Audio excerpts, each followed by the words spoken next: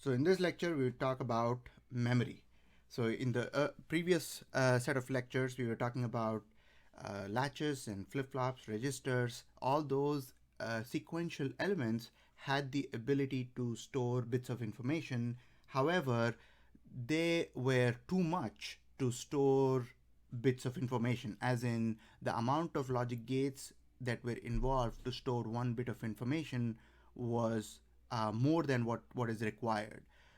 We will see in this lecture on memory that if we want to store large bits of information, the, in the order of megabytes or gigabytes or even terabytes, then we would need a better strategy to make sure that even a small real estate on a circuit board can be used to store large amount of information. So we need a better strategy. We need to pack more bits in a given amount of area, because real estate costs money, and a lot of application nowadays want the size requirement is very stringent. So the big picture is we started with Boolean algebra, some fundamental Boolean math. Then we looked at combinational circuits, adders, multiply. Well, we didn't walk over multipliers. We talked about adders, we talked about encoders, decoders, a lot of combinational circuits that were useful, multiplexers, for example. And then we moved on to sequential elements and finite state machines. But if we think about a real computer, it will have various components, and various components in a computer will use some of these things as and when applicable, right? So we need things to store data.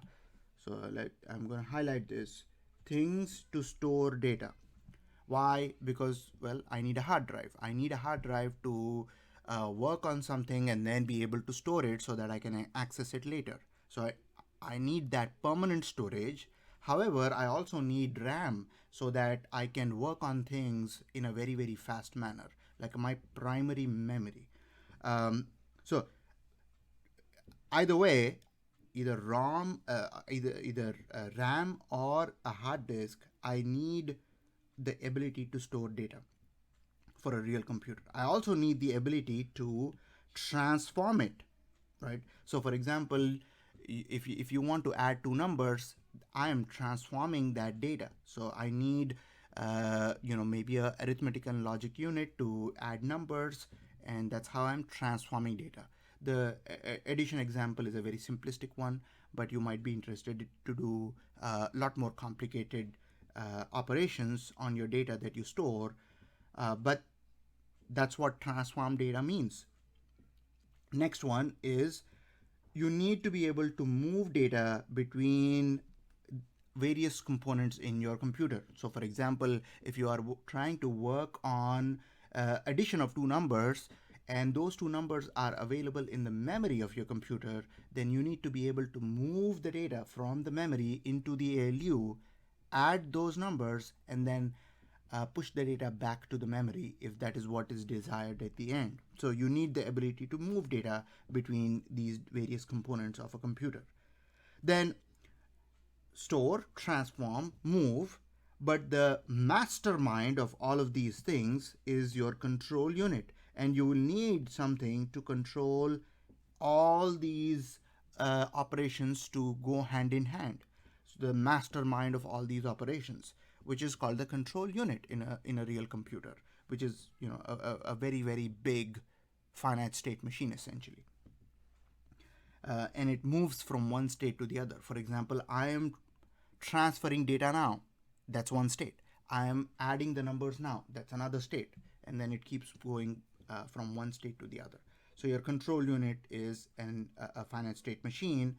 However, when you do the transformation, things to transform data, for example, the ALU, that is falling in the category of the combinational circuits, right? So arithmetic logic unit is a combinational circuit. It has no memory there. So let me just write this down here. So transform data, so that's combinational.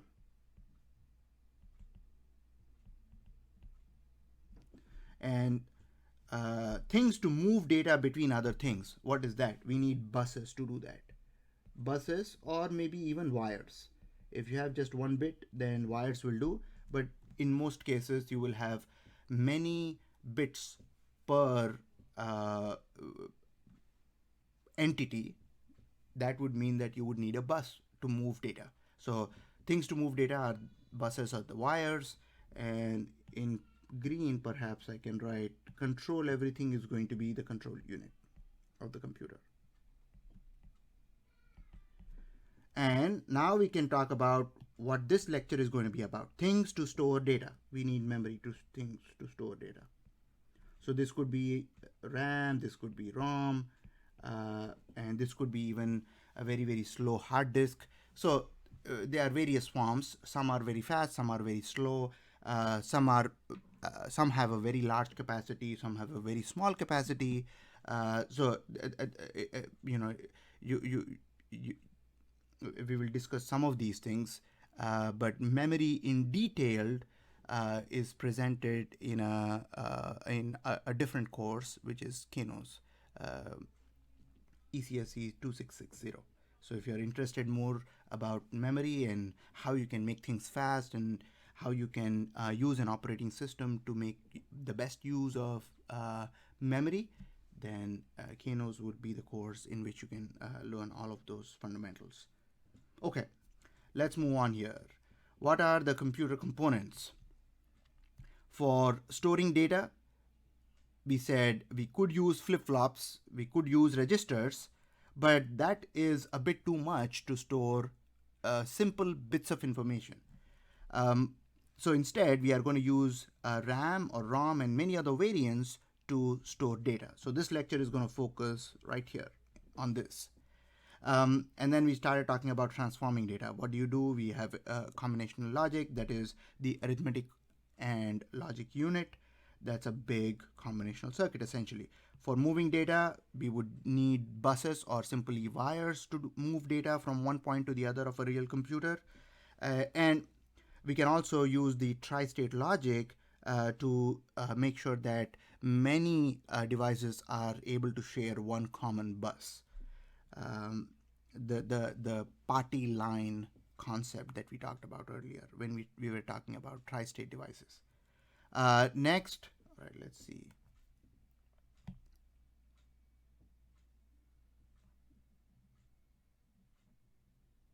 Okay.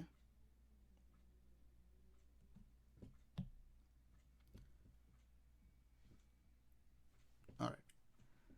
The control unit, which is the biggest finite state machine you will ever see. For the users, it is invisible, but because all they do is initiate the operation, and after that, the control unit takes over and then transitions the computer from one state to the other.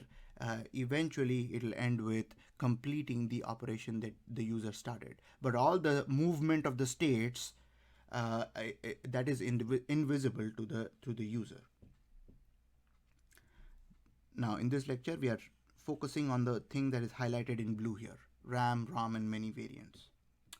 All right, so let's talk about memory overview, and we are going to begin with RAM, random access memory. Now, RAM can either be in a volatile type, or it could also be a non-volatile RAM. So volatile RAM essentially means that if the power goes off, the contents of the RAM are lost, right? So that depends on power.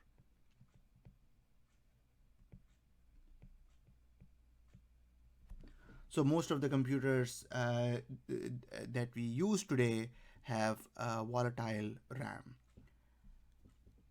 You lose the power, you lose the contents of the RAM. And in some cases, we kind of hard boot the computer just to flush out the RAM, right? Many people do that. It's not a very good practice. In fact, it can corrupt the memory.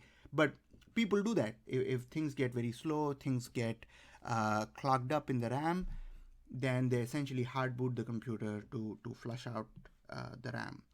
Now, Volatile RAM, which depends on power, so you have to maintain the power supply in order for it to hold the contents. That can also be further divided into two types. One is static RAM and the other is dynamic RAM. Static RAM is very high speed memory. It is compatible with CMOS technology. So if you have CMOS transistors in your circuit, this static RAM is going to be compatible with that technology. And it is pretty low density. It is not very, very low density, but it is pretty low density, definitely in comparison with flip-flops and registers. So what is 6 cap T per bit?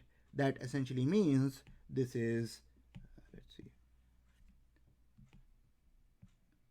6 transistors per bit. So in order for me to store 1 bit of information using static RAM, I would need 6 transistors per bit. Now, if I use dynamic RAM, then my speed decreases a little bit. So I go to high speed instead of very high speed. But what I gain is high density. So here I can pack many more bits in the given space, because the density for a dynamic RAM is going to be 1 transistor per bit. However, it also requires a capacitor, 1 transistor per bit plus 1 capacitor.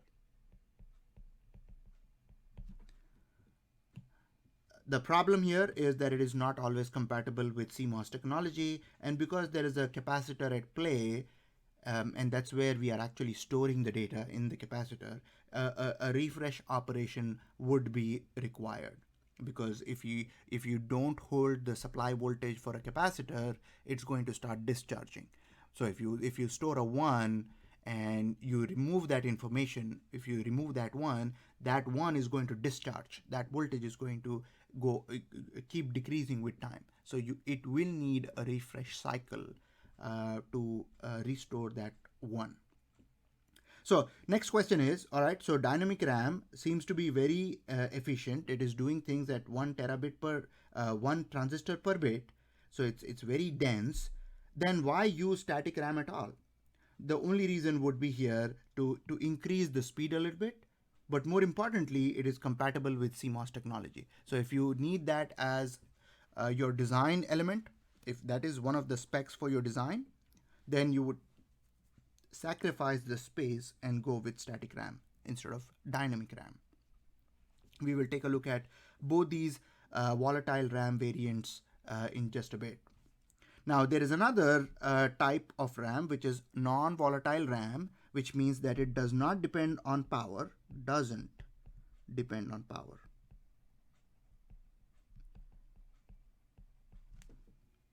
Which essentially means if the power goes, then your contents of the RAM are still preserved. Something like a hard drive. A hard drive is non-volatile memory, because even if you shut down your computer, the contents of the hard drive are preserved. So examples of non-volatile RAM: flash memory. These are high density, less than 1 transistor per bit required here, achievable here. And what we give up with flash memory is the speed. So in comparison to static RAM and dynamic RAM, they are a relatively lower speed. Another type of non-volatile RAM is just the read-only memory. So I'm not going to write anything to the memory here with ROMs. I just read memory from the ROM. Now, let me ask you guys one question with respect to the ROM. When you think about read-only memory, of course, there is no capability of writing there. There is just capability of reading there. So in the context of ROM, what do you think input of the ROM should be, and what do you think the output of the ROM should be? What is input to the ROM and what is the output to the ROM? input is a clock, input is a request to read. Okay, so clock is, there is a master clock that is, running your control unit. That essentially, that wouldn't necessarily be an input to the memory. That would be a master clock controlling the control unit, right? That would be an input to the control unit. Alan says a request to read. Sure, that I will count, but I'm not going to count it over here. So input, read, request. Sure. Apart from that, so it is there, but what is actually the one that is the input and the output? Input is an address, output is the data stored at that address. Beautiful. That is right. Input is address, output is data at that address. Rom says, you give me the address, I will tell you what is the data stored at that address. That is it. Now, think about that problem. I give you the address, some bits, right? Maybe it is a 4-bit address, maybe it's a 16-bit address, maybe it's a 32-bit address, or nowadays, maybe it's a 64-bit address, right? But whatever address it is, input is an address, multiple bits, output is data at that address. So do you think that we can use a combinational logic to do this? Can we use combinational logic to do this?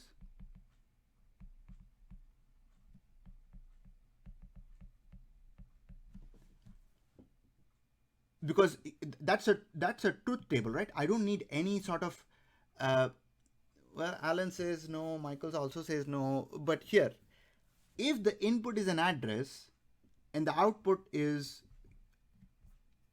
let me elaborate on that idea a little bit. So this is only with respect to ROM, right? Only with respect to ROM. What is it? Input is an address,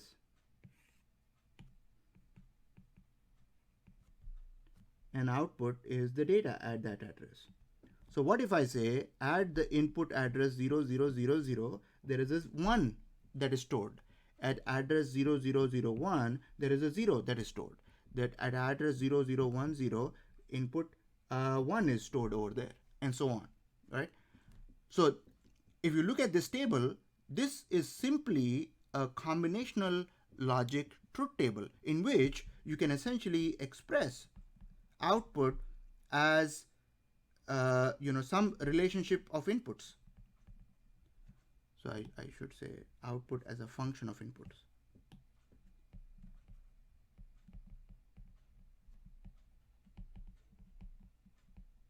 Which means that if I use this table to find the combinational logic here, whose input is 4 bits and output is 1 bit, that is my ROM, right? Because I give it an address and I get the output at that address. Yes, you can hard code that in the form of logic gates, right? It doesn't work for reading and writing combined, but if you're just interested in reading it, input is a address, output is data at that address. So you can implement that as a combinational logic. More about this idea later on. All right, so I think we covered everything on this slide. Let's keep moving. Let me also write here that yes, can do. All right, let's see an array architecture. So lots of details are being shown on this slide, but trust me, we will go through them one by one, and we will analyze the architecture of a 16 by 4 static RAM array. So why 16, why 4, what are these A's, what are these D's, what are these D outs, what is this write enable. We will take a look at all of them. So let's begin with why is this 16. So let me highlight this in blue and talk about why is that number 16. Well, the reason why that is 16 is because there are 16 word lines. 16 word lines. Where are those 16 word lines? Let me highlight them in blue. Word line 0 is right there. Word line 1 is right there. Word line 15 is right there. So think about 16 rows. At each row, you have multiple static RAM cells. So for example, on word line 0, you have 4 static RAM cells, which is why 4 static RAM cells, which is why this is 4. So essentially what this means is the number of word lines are 16 and the number of bits that are stored at each word line are 4. So that's why the size of the static RAM would be 16 by 4. Let me expand on this. 4 is 4 bits at each word line. So I'm going to use WL for word line and I'm going to use BL for bit line. Now, what is D in? D in 0, D in 1, D in 2, D in 3. Those are the data that you may be interested in writing to a particular word line that you might be interested to writing. So let's see. Data that the user might be interested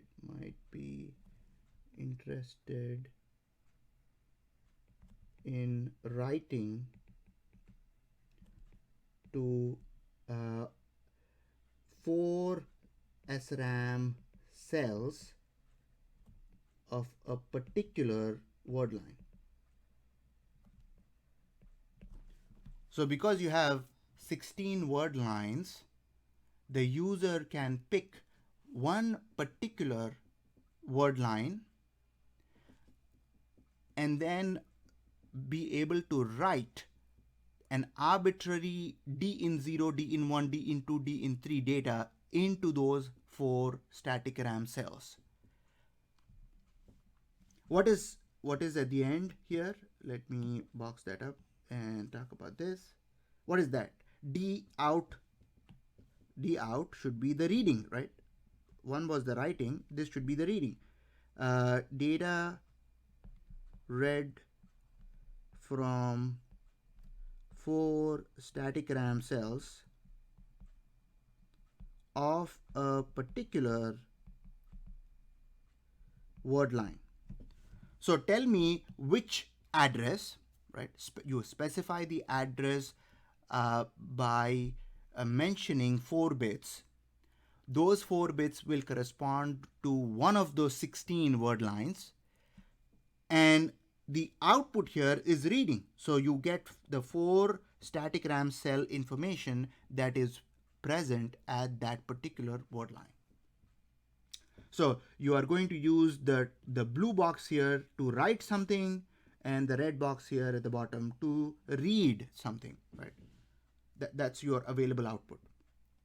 But notice here, you always want to make sure that only one word line is active, right? Because you don't want to write or read from multiple word lines.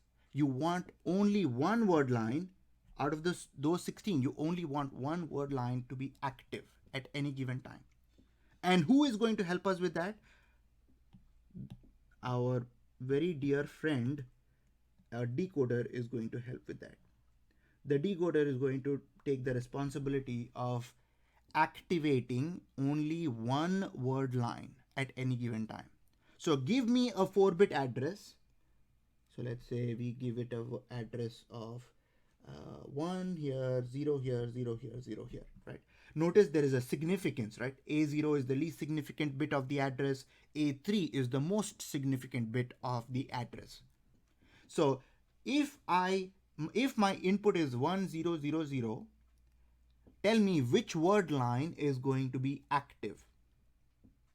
Is it going to be word line 0, 1, 2, 3, so on up to 15? Michael says 1. Michael is right, because 0, 0, 0, 1, that corresponds to 1 in decimal, right? So word line 1 is going to become active. So this guy is going to be active. But everything else is not active, which means I cannot write or read from all the other 15 of them. I can only write or read from word line 1 now, because I have given that particular address, that particular 4-bit address. Now also note, if you have a 4-bit address, that's why you have 16 by 4, right? So 4-bit input address, that's another thing that I want you guys to note here. When you have a 4-bit address,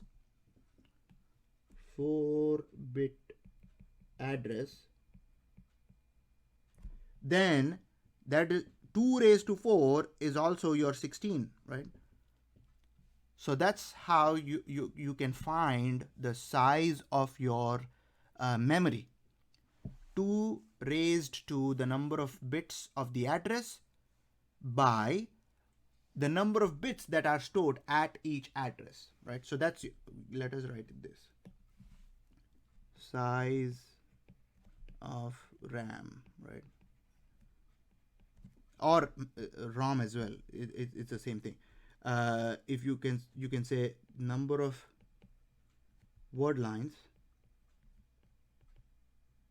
by number of bits at each word line. And this also is the same as saying 2 raised to number of address bits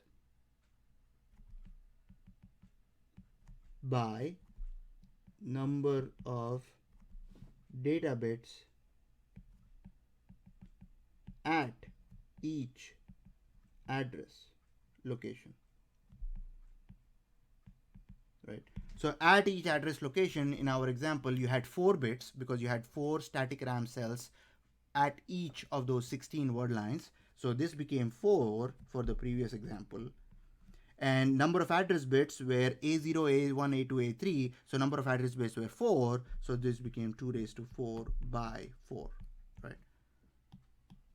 That's how we got the 16 by 4 static RAM array. Let's go back here and talk about some other things. Now, if you want to write something to the 4, by the way, we are not able to access individual static RAM cells here. You are only able to access 4 at a time, right? Which is also why you have your 16 by 4 static RAM array. So you are able to only write or read 4 cells at a time here, which is called one-dimensional decoding. So because your only dimension of separation is horizontal, the word lines. If we go for 2-dimensional decoding, which means that you are selecting horizontally and you are selecting vertically as well, then you can access one cell. So one word line and then 1 bit line. That's how you can map them to one cell. But over here, we are accessing, for either reading or writing, 4 cells at once. If you wanted to write, then you have to activate this control signal here. Write enable, which goes back to what Alan said earlier. I need to give input request of reading or writing, right? So that is what I have to do.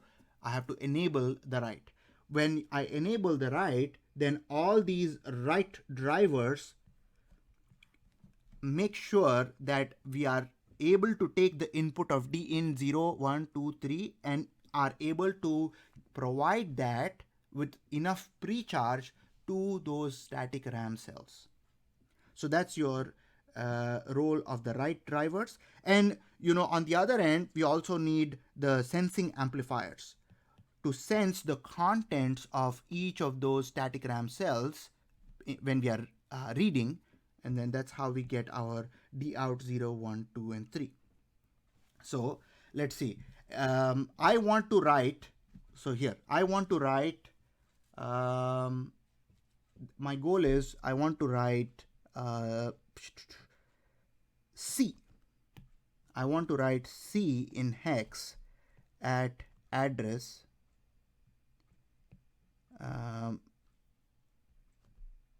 10 in hex. What should I do? Write C in hex at address 10 in hex. What should I do?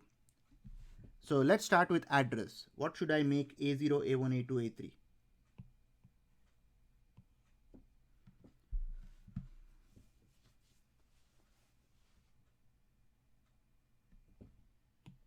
I need to provide an address over there, right? 1010 is absolutely right. I just need to make sure that I write it backwards because A3 is the most significant. So I need to go 1010. All right, so that's it. I've taken care of this. I have provided that address. What else should I do? I am trying to write this. Should I do something with write enable?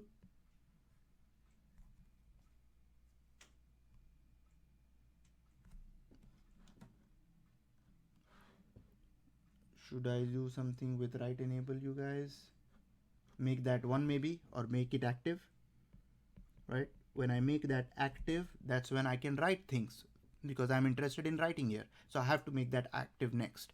Now, what should I provide at D in 0, 1, 2, and 3? D in 3 to 0 is 1, 1, 0, 0. Wonderful. So C is 1, 1, 0, 0 in binary, which means that I need to provide 1 here, 0 here, and 0 here, right? So if I do that, so I had to make sure that the address bits are 1010 in order for that word line 10 to become active somewhere over here, right? So it's somewhere in the middle here somewhere. And that when that word line becomes active, and with this write enable also active, then I need to give C at the 4 data in bits 1100. That's how I will be able to write that character C at address 10. Now all I have to do, so suppose now I'm done writing, I just read. I want to read. If I wanted to read that particular address 16 again, then I can leave these address bits as is 1010. I need to now make write enable inactive, and when I make this inactive, there's no connection between the inputs and the write drivers to the static RAM cells. Now I don't have the ability to write, I just read the bits here. So if there was no corruption, or if there was no problem with static RAM cells, then you would read 1100 if there was no corruption, right? Because you stored C, you will read C because it's the same address location. All right, so I think that's enough discussion. You've gone through a lot here. Questions about this so far? Again, we are talking about RAM, so we need to talk about writing and reading both.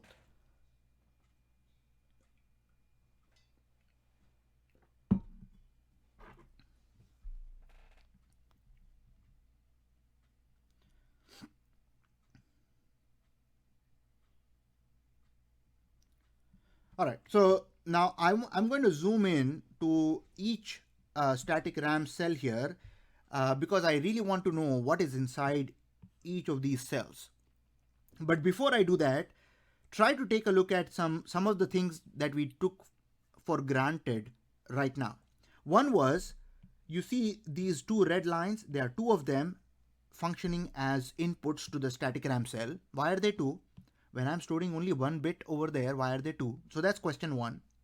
The next one is, there is a positive rail here, grayed out, and there is a negative rail here, grayed out, which is going into the sensing amplifiers and is also going into the right drivers. Why are there two of them? So let's take a look. Why are there those? So what is inside static RAM cell?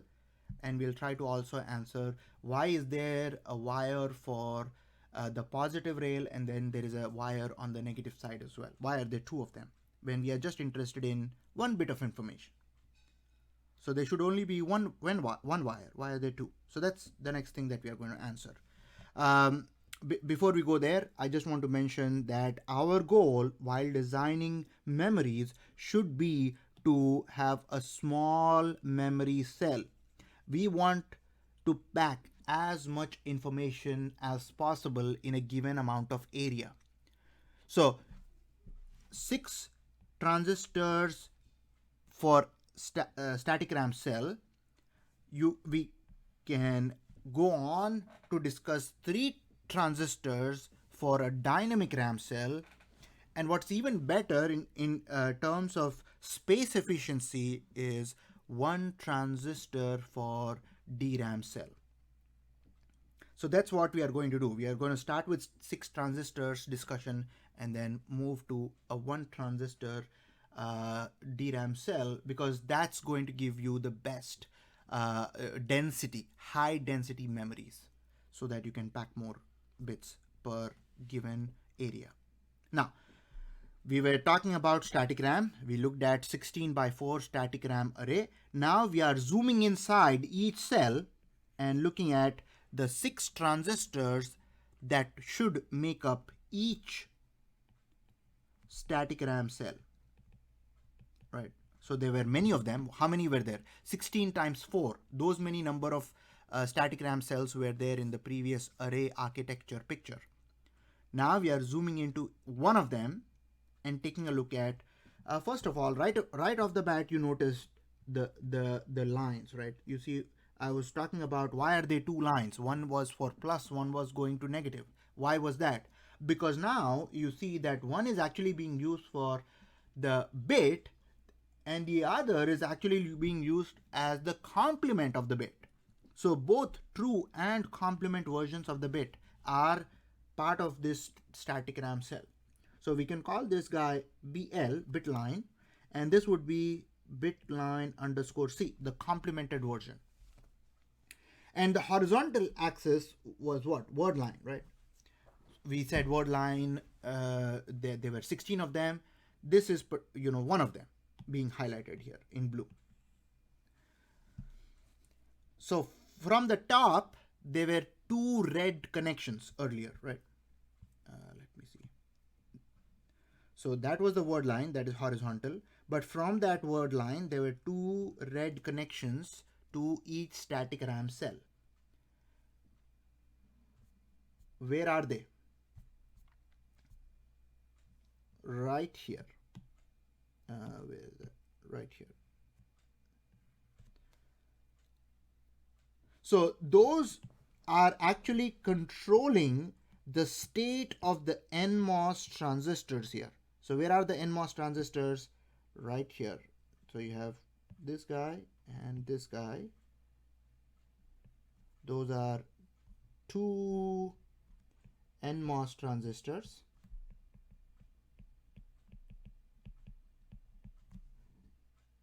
So only when the word line is active, those 2 transistors are going to conduct, which means that you will have access for either reading or writing to the cross-coupled NOT gate configuration here. You see this? This one is a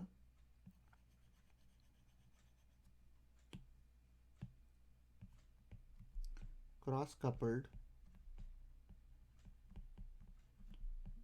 not gates. Same idea that we used for latches, right? The cross-coupled one. So suppose that we were trying to write to this particular word line, we were trying to write a bit of 1, right? So we are trying to make bit. We are writing 1 into this particular cell. What would we need to do? First, we would need to activate this particular word line. The moment this gets activated, both these NMOS transistors would become active, which means that they would allow current to pass through them. And essentially, in the extreme case, you can think that this is a short circuit there and a short circuit there. Only when the word line is active. If the word line is inactive, that means the NMOS transistors are off and there is no connection between the bit lines to the cross-coupled NOT gates. Now, because I'm interested in making that bit 1, I would activate the word lines. Right away, the two NMOS transistors would become active, which means that I would get a short circuit there. And now I'm trying to write. So I'm going to next make this guy equal to 1. What would happen the moment I make that into 1? I get a 1 there, which means I get a 0 there, which means I get a 0 there, I get a 1 there, right? So this becomes a 0 and this becomes a 1. So you have the bit line and the complemented version of the bit line. And it will be stored as long as you keep the power active to the NOT gates, right? Because the NOT gates require some VCC and ground to make them function as NOT gates. So as long as you keep that power on, you will have that bit and its complement stored in that transistor, in that static RAM cell. Next, I see only 2 transistors. You said 6 transistors. Where are the remaining 4 transistors?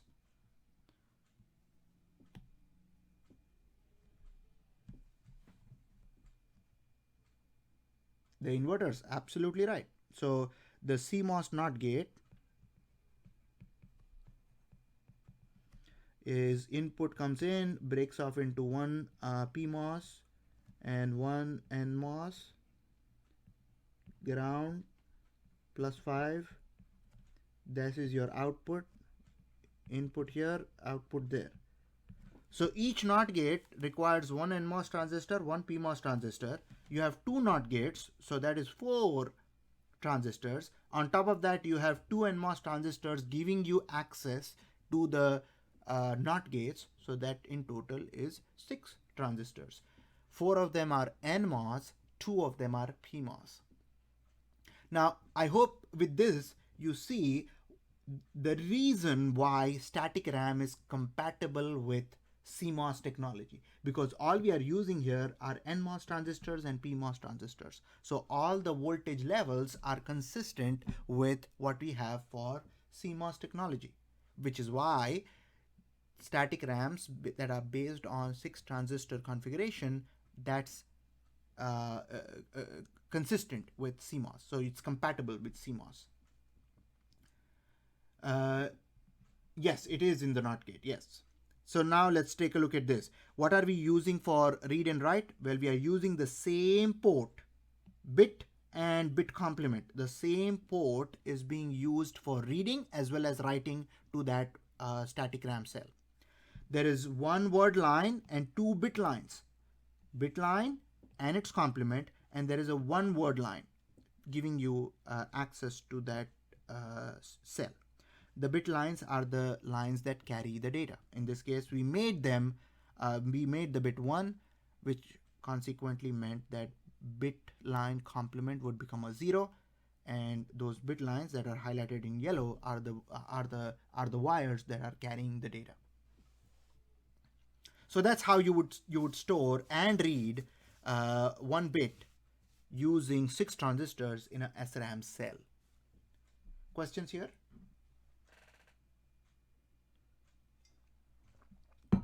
Alan says, Do they have to be complements? Yes, they have to be complements. So, and the user will not be able to manipulate uh, the complemented versions. So it is the job of the right driver to take in the information and provide it as complemented versions. So the user just provides D in is 0 for writing, and then the right driver makes sure that 0 goes in here, 1 goes in here. So the user doesn't have the ability to mess with the complemented inputs. The user just provides the input to be stored. That's it. Yes, they have to be complements. Otherwise, the cross-coupled NOT gates doesn't work.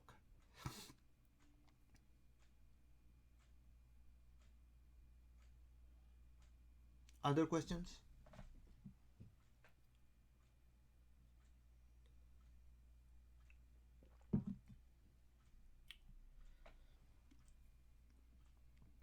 Now, I hope you see that there is not too much difference between this 6 transistors idea and something like a latch, right? Something like a latch, which we were able to use to store 1 bit of information, also had something similar to this. So clearly, we are not doing very well in comparison to a latch. So we need better strategies in order to effectively utilize our chip area, which is why we move on to dynamic RAMs. Problem here is that it is not compatible with CMOS technology, and the only reason it's not compatible with CMOS technology is the presence of this one capacitor. So you still have the one NMOS transistor that is being used to give access to the capacitor or not. You still have the word line here. Let me highlight the word line, and the bit line is right here. So if you wanted to store a 1 here, what would you do? First you would activate the word line. And the moment you activate the word line, this transistor would become on and it would conduct short circuit there, which means the bit line is now able to access the capacitor. So if you make the bit line 1 or 5 volts, the capacitor is going to charge up to 5 volts, indicated by this. So we are assuming at the beginning, so what are we observing here on the plot?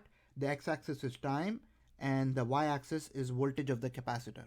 So if we assume that the voltage of the capacitor was 0 initially, assuming that a 0 was stored in this particular dynamic RAM cell, which has 1 capacitor and 1 transistor, then as soon as you make the bit line 1, after of course having activated the word line, if you write a 1, the charge on the capacitor jumps up to 5 volts or VCC. What is going to happen after that? Well, it is going to slowly start discharging, right? Am I able to write here?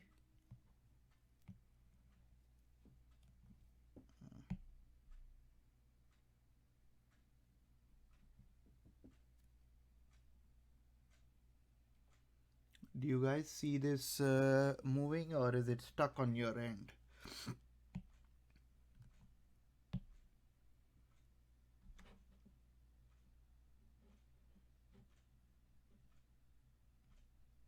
All right, is it working now? All right, now it's working. Right, so if when you write a 1, by making the bit line 1, you are essentially saying, please charge up, right? So the capacitor is going to charge up to the capacitor. But what would happen if you don't hold the bit line at 1? If you hold the bit line at 1, no problem. It will stay at 1 there. However, you're not going to do that. What is the point of memory then if you just hold the bit line to 1? You want that to be stored. So you would if you remove that 1 from the bit line, or don't give access to that particular capacitor to the word line, that charge on the capacitor is going to slowly start decreasing. when the charge of the capacitor slowly starts decreasing, what could happen is that the voltage level might transition from the high level to the low level, which means that the one that you wrote, the moment this voltage goes below this threshold, the one written is lost. It will become a 0, which is why after about 64 milliseconds, typically, you will need to refresh the contents of the capacitor. So if you store a 0, no problem, that's fine. You don't need to refresh as often. But when you write a 1, it's going to discharge. So you will need to refresh at 64 milliseconds generally. So 64 milliseconds happen here. So if this was T0, this will be T0 plus 64 milliseconds. And right at that time, you're going to refresh it, make it into a solid 1. The moment you make it into a solid 1, that's fine now, but it'll slowly start discharging again. So you repeatedly, you need to refresh the contents. You need to restore that 1. And you can do that by reading the contents using a D-latch, and then as soon as it gets close to the threshold, you restore that bit. So what do you need for a DRAM cell? One transistor, one capacitor, right? So one transistor here, one NMOS transistor here, and one capacitor here. And the transistor is actually giving you access to the capacitor, and the capacitor is actually the one that is storing the bit, either the 0 or the 1. And again, you're using the same bit line to write as well as to read the contents of the capacitor. So same bit line is being used as the read and the write port. So clearly an advantage over static RAM cell in terms of the number of transistors used. However, as you can see, because we are using a capacitor whose voltage is slowly decreasing, it is not going to be compatible with CMOS anymore. Earlier, we had everything that was CMOS, so it was consistent and was compatible with CMOS technology. Now, because we are using a capacitor whose voltage can continuously go down, in terms of voltage levels, it is no longer going to be consistent with CMOS voltages, which means that we don't no longer have that compatibility. So some good, some bad. So it depends on what you're after. If you're after compatibility, then you go for static RAM. If you're after space, then you go with dynamic RAM. But if you to gain that space efficiency, you will have to refresh. So that's an overhead that we will have to bear. All right, so let's now put a few things together and talk about a 64K by 1 DRAM architecture. So why 64K? Why 1? So that's the size of the dynamic RAM that we have over here. So we'll talk about why we have 64K first, right? So let's see. 64K, what is 64K? 64K equals 2 raised to 6 is what? 64. Multiplied by 2 raised to 10. 2 raised to 10 is K, right? So that is actually 2 raised to 16. So 64K, yes, Charles says 2 raised to 16. That's absolutely right. 64K is 2 raised to 16. So that means that we have 16 address bits, right, for this DRAM. And at each address, how many bits do you have? How many bits are stored at each address? At each address, we store 1 bit. Yes, absolutely. So that's why you have 64K here, because you have 16 address lines, and at each location you need 1 bit. You store 1 bit of information at those 16 address bits. So how is it arranged? Instead of arranging it as a completely vertical memory or completely horizontal memory, we actually can make it into a 256 by 256 array. And you see 256 is actually what? 256 is 2 raised to 8 multiplied by 2 raised to 8.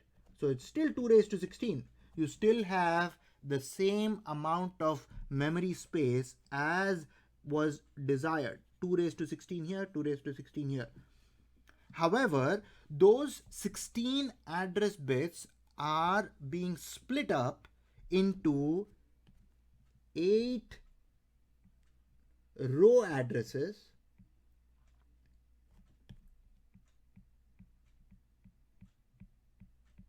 and 8 column addresses.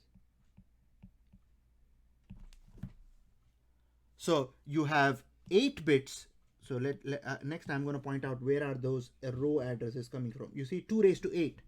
I'm using an 8-bit address bus to specify the row address, and in fact I'm using the same 8-bit address bus to specify the column address. So I provide the 8 bits first for the rows, and then I provide the 8 bits for the columns.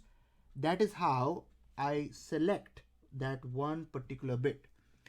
Now, can someone tell me how many rows are there in my memory? How many rows are there in my memory? The blue lines. How many of them are there?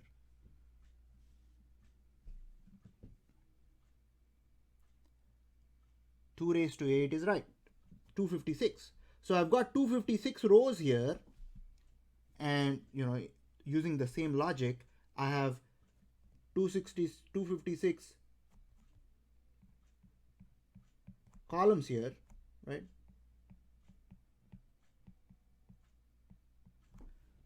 So think about a mesh of 256 horizontal lines and 256 vertical lines.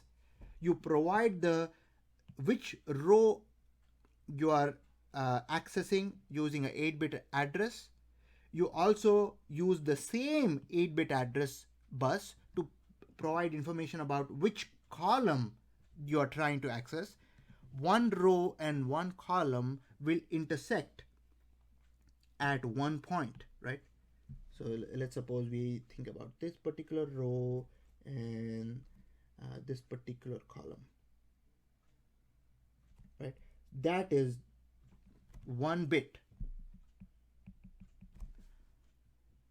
that you can either write to or read from, right? So you're using the same address bits, same address bus to pick out the row as well as pick out the column. And this is called two-dimensional decoding here. Two-dimensional.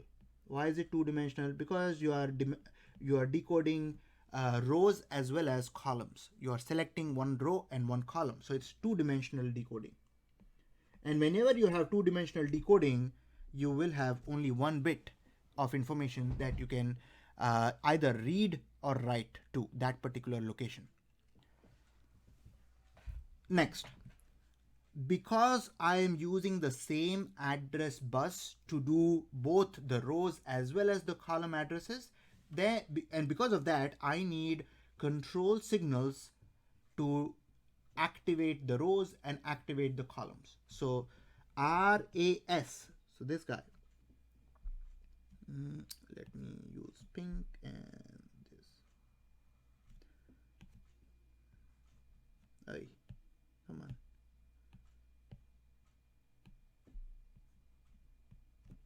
What is RAS? It is a active low row address select. So if I am providing a row address that goes to the row decoder and activates one of the 256 outputs here, then I need to give the control unit an input that row address select is active. So if the row address select is active and you are giving it the address here, it will count as the row address. Or you could also talk about the column address select. So it's also an active low input, column address select. So if you want to talk about which column you want to access, you are going to activate the column address select input and then provide the corresponding address, 8-bit address. So the 8-bit address goes along with one of these two control inputs, RAS and CAS, to pick out one row and one column. Then you have a write enable, which is an active low input. Let's use blue here. This guy is an active low write enable. So if you want to write to this location, then you will have to activate WE_L. So that's your write enable. Next, you have a lot of combinational logic that is happening here. In fact, there are latches as well. So there's a lot of logic over here, so the row decoder is pretty straightforward, right? You take the address, 8-bit address, and you activate one row out of the 256, and that will activate one horizontal line here, right? One word line. Next, at each word line, you have 256 bits. Out of those 256, you actually do two-dimensional decoding. So you pick out one column, and you are doing that using the column latches multiplexer and demultiplexer. So for example, you take the column address. How are you going to get the column address? Using the address bus as well as the column address select input. Then you get the column address here. Those column addresses, 8-bit column address, will activate one vertical line. Once that vertical line is active, you can either read to it and write to it. The row decoding is happening this way and the column decoding is happening this way. Now, how do you write to it? Activate write enable.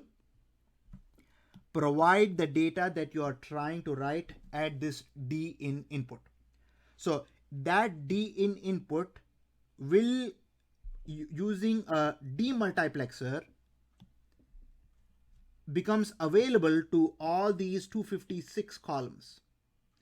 And one of those columns is active because of the column address, and that's where it gets written. One to many, 1 to 256 in this case. That's when you're writing. Now, how about reading? You again have to read one bit of information. For that, you again have to give a 8-bit row address, 8-bit column address. But when you're reading, you actually use the multiplexer, because now, actually, let me highlight it in this way. When you're reading, you're actually using multiplexer because things are moving from the memory to the output, D out. So many to one. Same way we use row address and column address, but now you are going to inactivate write enable and get that bit from here down to this D out. All right, and this is a tri-state input here. So if you're not reading, this tri-state device is going to be the high impedance state, and only when you're reading, this is going to be not in the high impedance state. Oh, this got stuck again. All right, let's see. Why did you split up 64K into 2 raised to 6 and 2 raised to 10? The reason why I split it up is because I wanted to find out what is 64K, right? So 64K, I can treat them as two different numbers, 64 and K. 64 is 2 raised to 6. k is 2 raised to 10. So 64k would be 2 raised to 16.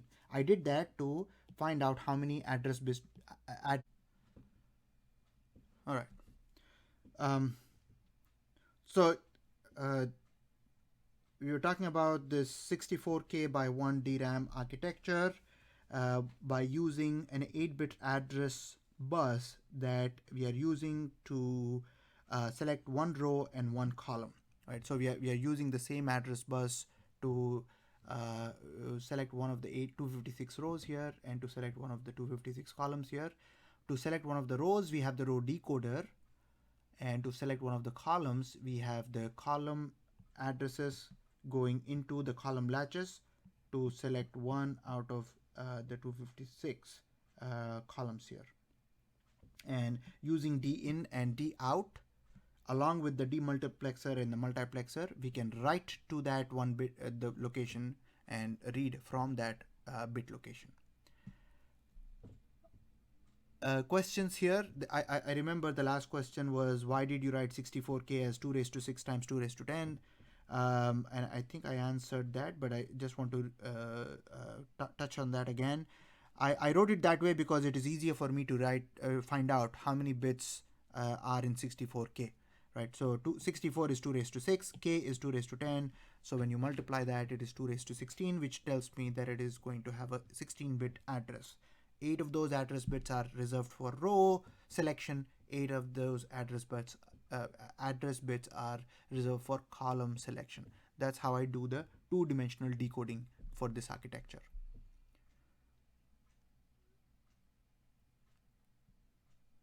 Other questions on this?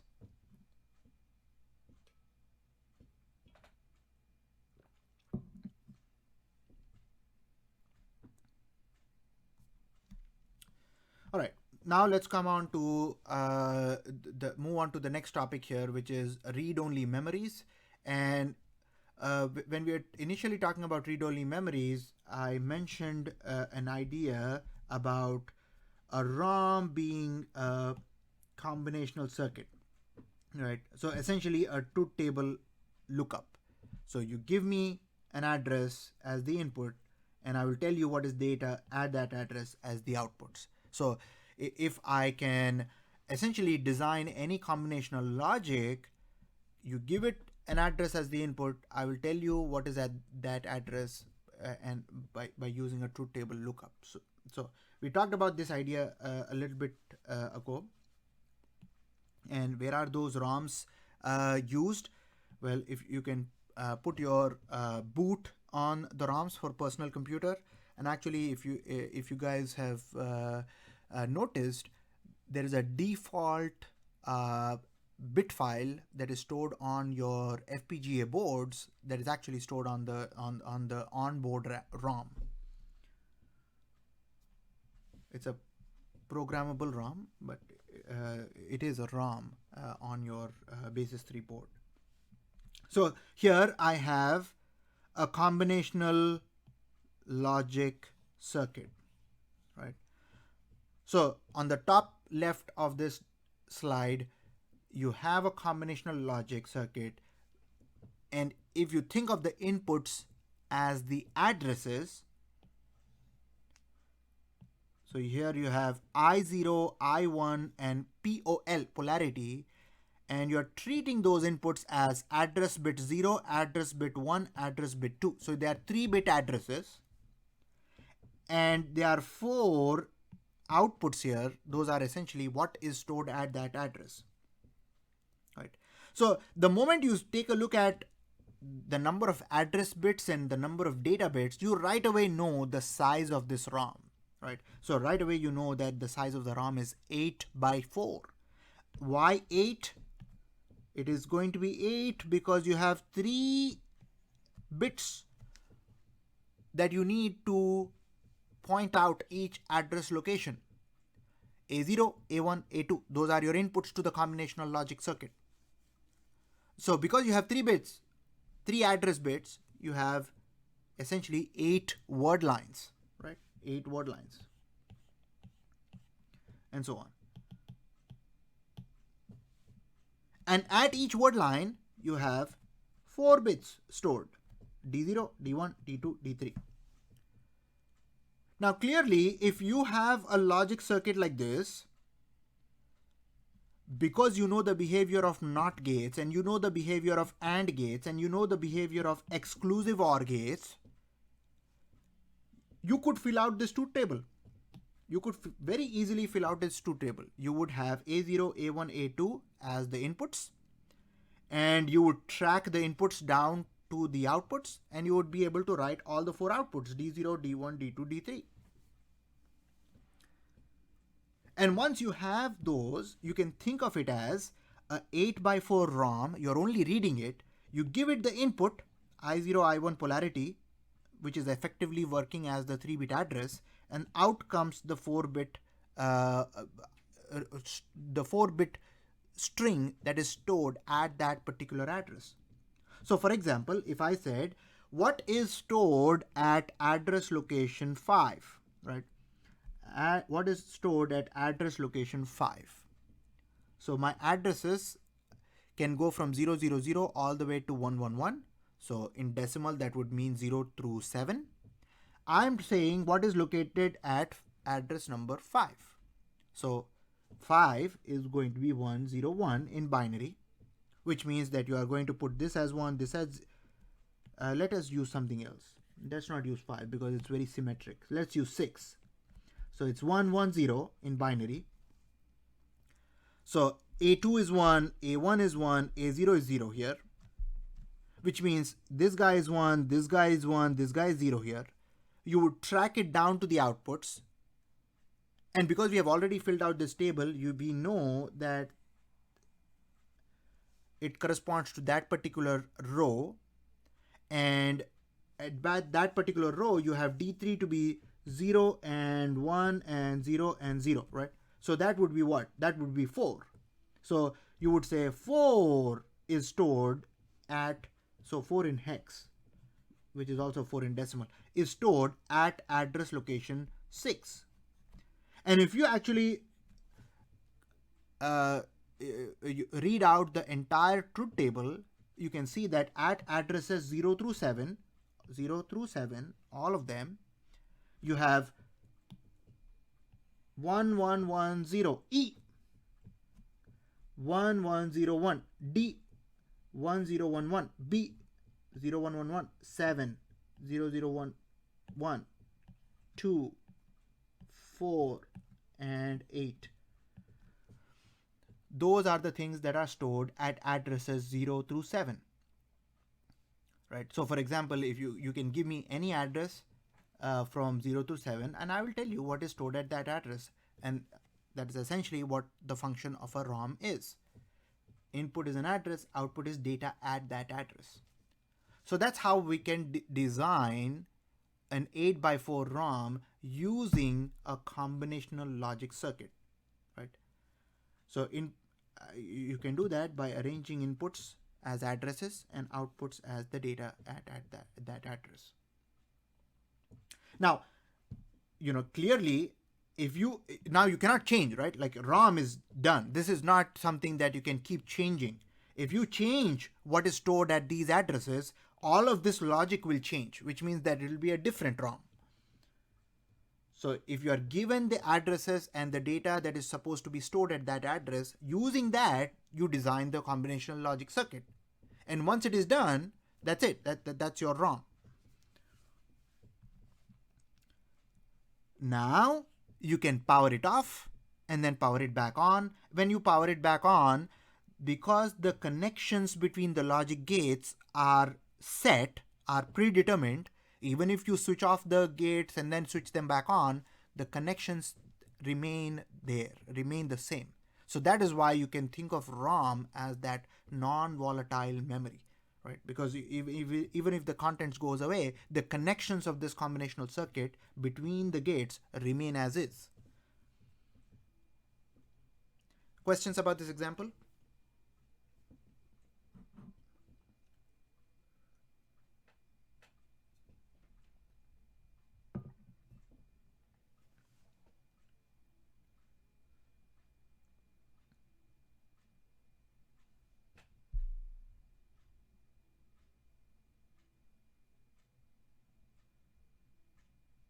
Okay. Another similar example for a ROM. So this is also a ROM of size 256 by 8. Why 256?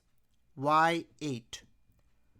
The latter part is very easy. So let's do that first. It is 8 because the number of bits that are stored at each location are 8. P0 all the way through P7. And this particular ROM architecture is essentially a multiplier, multiplication of two 4-bit numbers. You provide the 4-bit numbers, let me use different colors here. You provide the 4-bit numbers using X and Y, right? And because you have 8 input bits, you would have 2 raised to 8 addresses. So you would have 256 word lines, right? So you have 8-bit address for the input. That's why you have this as 256. And at each location, you have 8 bits that are stored here. Those 8 bits are being represented in the table below in hexadecimal format. So for example, if I said, if the question is, say, what is stored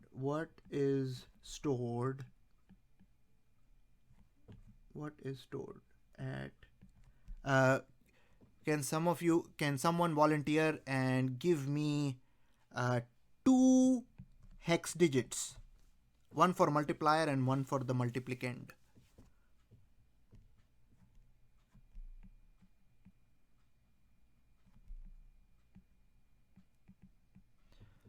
Alan says 1111, so F, and 1101. 1101 is what? D. Right. So the question is, what is stored at address location FD? And it doesn't really matter which one I have first because this is a multiplication operation. So if I have FD and DF, it should give me the same thing, right? So I'm going to take a look at this table here, which is essentially multiplying the two numbers provided by 4 bits of X and 4 bits of Y. Where is F? I'm going to highlight that particular F. So let us make F our Y, right?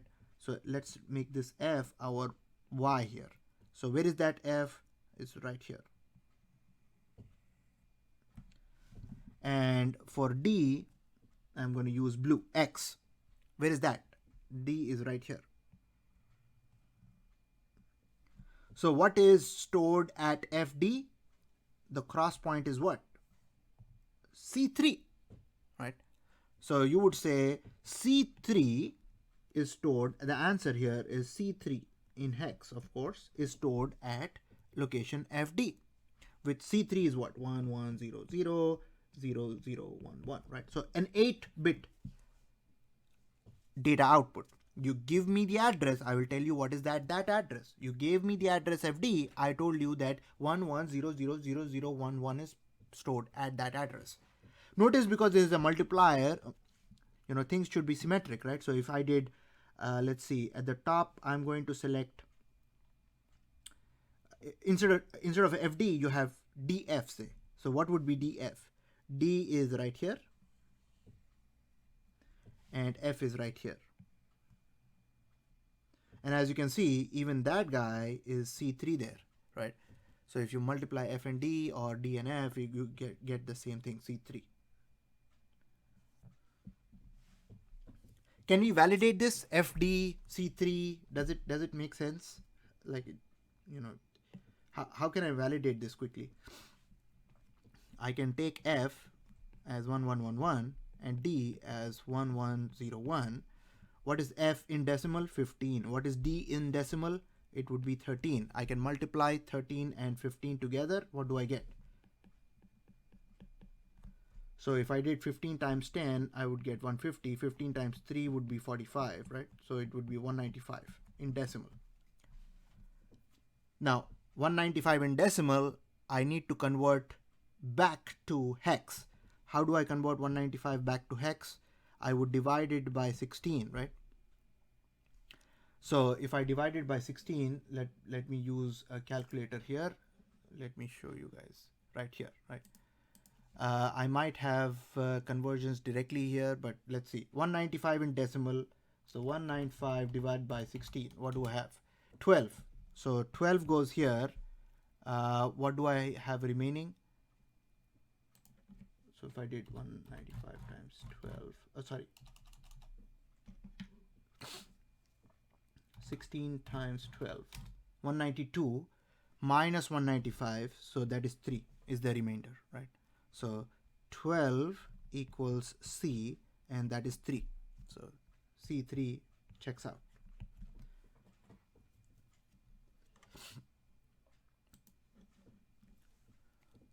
All right. Let's go back here. So 4-bit input for X, 4-bit input for Y, all combined, that's a 8-bit address location, and the output of this multiplier is an 8-bit product. So you tell me the 8-bit address, I will tell you what 8 bits are stored at that particular address. So in our case, we looked at what is stored at location FD. Similarly, you can look at so if anybody wants to give me another address to look at, we can take a look at that quickly as well, if that is necessary.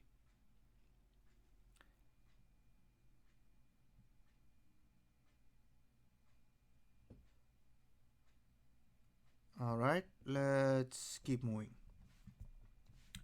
So how was the internal ROM structure look like? If you want to decode a particular row, how does the internal structure of that ROM look like? That's the question.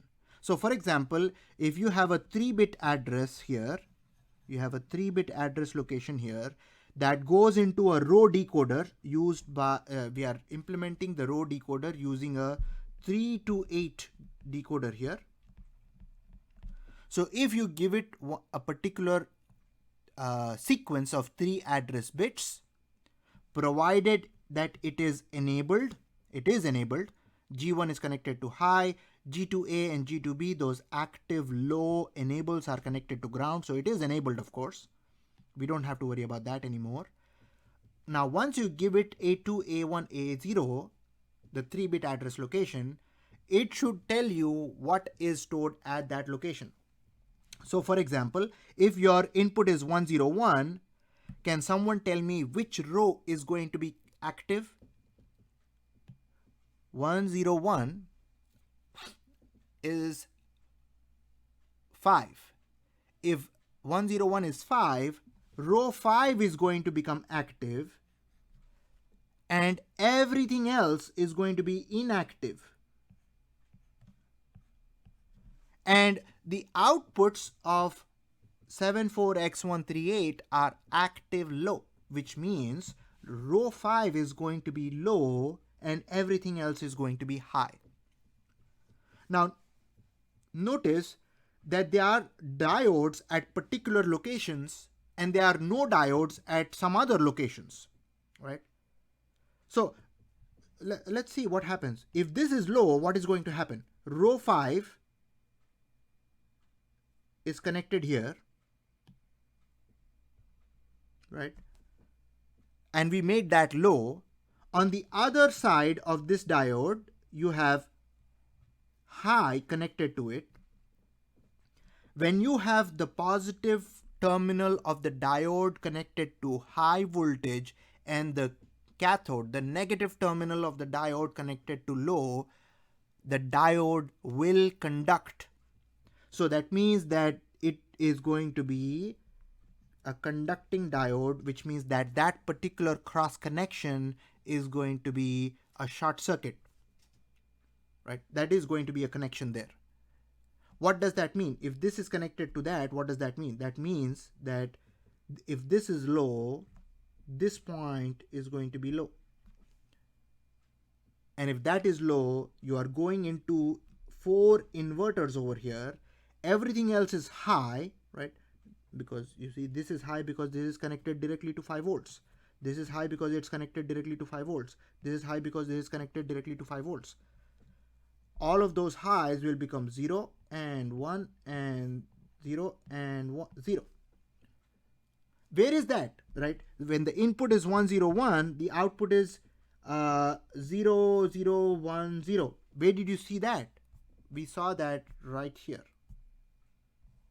When the input is 101, the output is 0, 0, 1, 0. That is exactly that. So in that diode-based architecture, the internal Rom structure, we actually implemented this particular Rom. Now, let's go one step forward here to take a look at, in the outputs, where are the ones and the zeros? You see, I'm going to highlight zeros for the top 4, and I'm going to highlight ones for the bottom 4.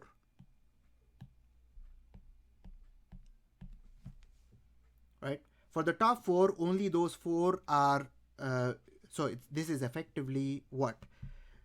A 2 to 4 decoder with a polarity input. So when your polarity input A2 is 0, your 2 to 4 decoder outputs are active low. When the polarity input is 1, your 2 to 4 decoder outputs are active high. That's it. So it's a 2 to 4 decoder that we are using in 2 different polarity modes here. But so I've highlighted those zeros and those ones. Now that is related to the presence or absence of the diode. You see those 4 zeros, those 4 ones. If I go back here and try to relate that to this diagram, you see 4 cross connections that are left without any diode. Everywhere else there is a diode, but those 4 do not have a diode, which is related to zeros in the table earlier. Next, then there were 4 ones in the diagonal. Diode, diode, diode, diode. Everywhere else there is no diode. So essentially, if you draw a 3 to 8 decoder and the outputs of that are mapping directly to the locations of zeros and ones in the Rom truth table. Wherever you have a 0, don't put a diode. Wherever you have a 1, put a diode. However, we still need one more step for this to complete, right? What is that one more step to complete? It is the inverting, the inverters, right? Inverting buffers. Only with this last step, you get the right output for D0, D1, D2, D3. So I hope that you are able to relate the presence and absence of the diode to what is stored at that particular address location in the ROM. Now, what is the size of this ROM?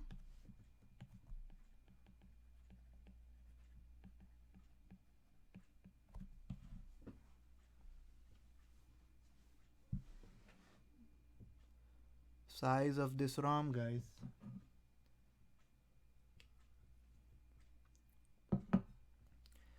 Eight by 8.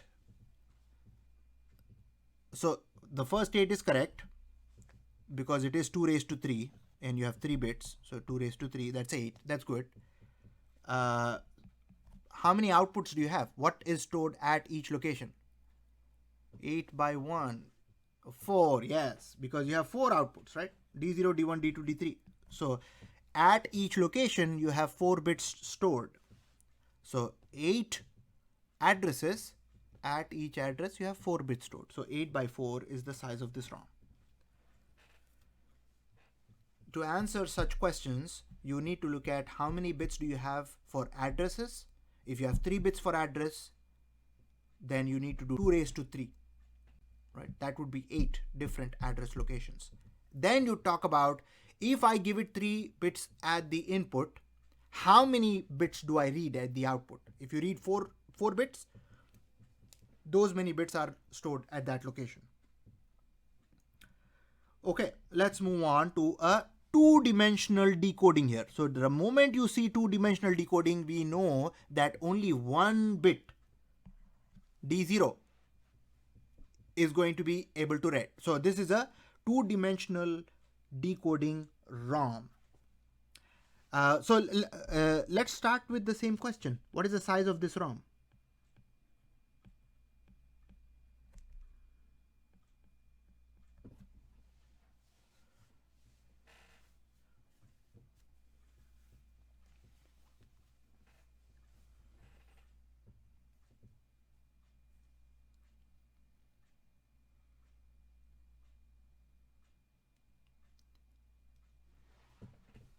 (16 by 8, 8 by 16, 2 raised to 7 by 1 is good. Yes, 2 raised to 7 by 1 is the correct answer here. And this is 1 because there's only one, D0, one output, one thing that you can read. With two-dimensional decoding, you pick out a row, you pick out a column, you read only one bit of information. We are highlighting that as D0. So that would be 1. Now next, why is this 2 raised to 7?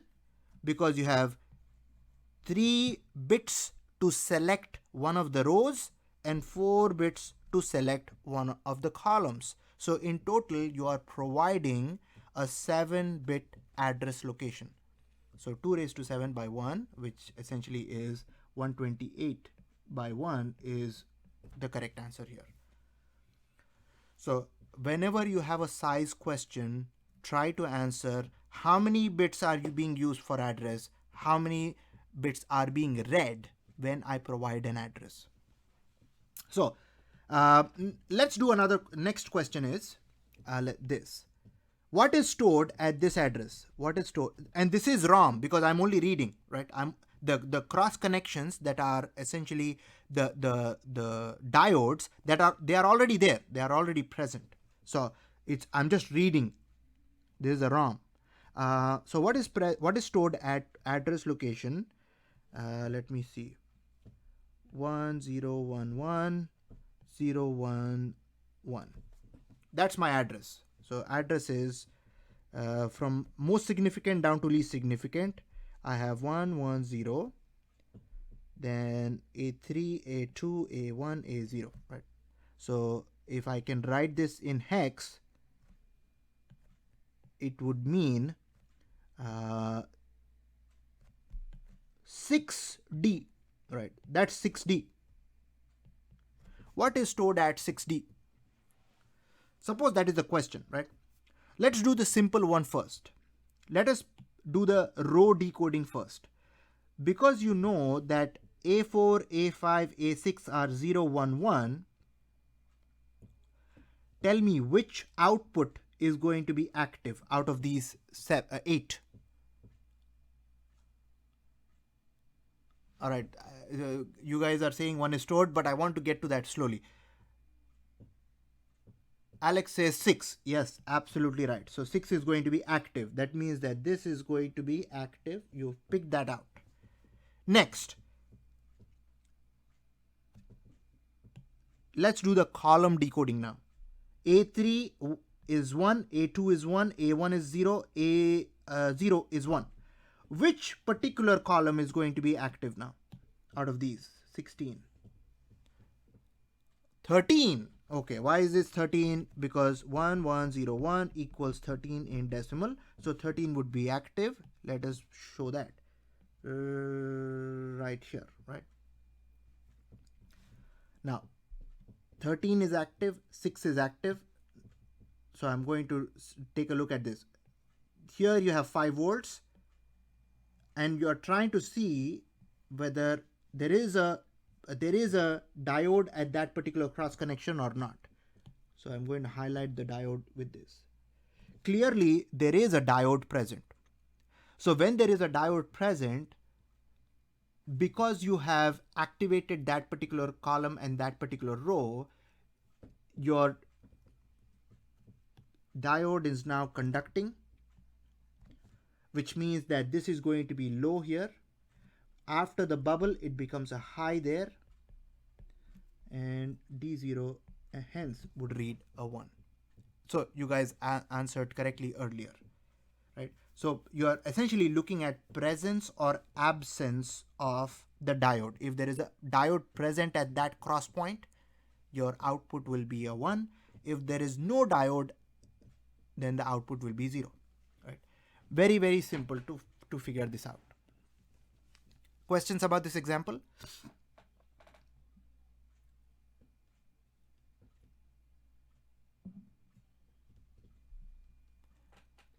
How does it become low? All right. How does it become low? You mean for the same example? So if the diode is conducting, is there a ground somewhere? Yes, yes. So this is low, right? So this is low already. And that other side of the diode is connected hardwired to high. So if this is hardwired to high and this is connected to ground, so think about it like this.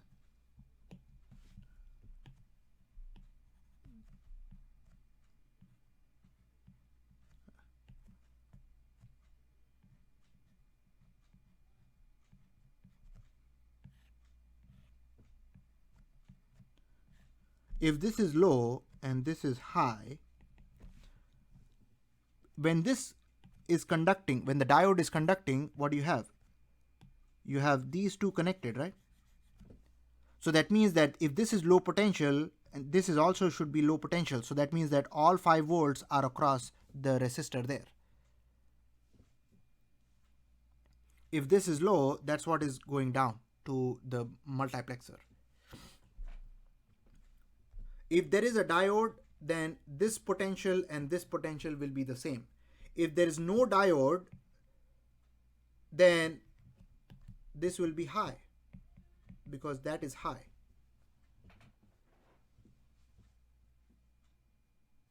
All right. So what I'm trying to say is there is no there's no connection there. No connection there.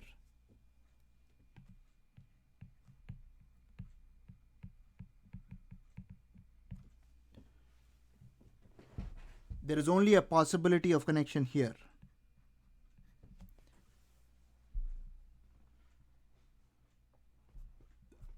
All right, so let's move on here. Now we have a few more minutes left in that. I'm going to just give you guys a heads up about where we are going. So we still have a couple of things left in this. So today's ROMs, we don't put diodes as the cross connections.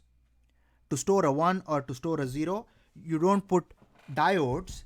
Instead, we can put MOS transistors because they are faster, they are smaller, and they still either conduct or not conduct.